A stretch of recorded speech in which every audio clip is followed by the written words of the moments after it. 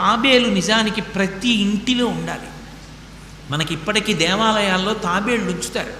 ప్రతి దేవాలయంలో తాబేలు ఉంటుంది. పూర్వం ప్రతి నూతిలో ఒక తాబేలు నుంచేవారు. ఎందుకు తాబేటిని ఉంచుతారో తెలుసా? తాబేటి యొక్క దర్శనము మంగళ దర్శనం.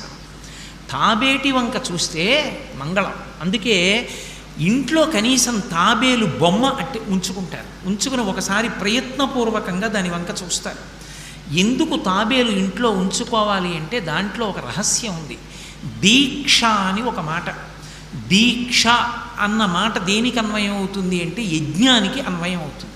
యజ్ఞం చేసేటటువంటి వాడు దీక్ష స్వీకరిస్తాడు. దీక్షా స్వీకారం చేశాడు అంటే ఇంటి లోపలికి మళ్ళీ వెళ్ళరు.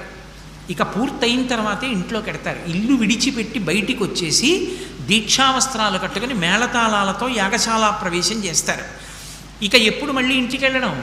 ఆ యాగం అంతా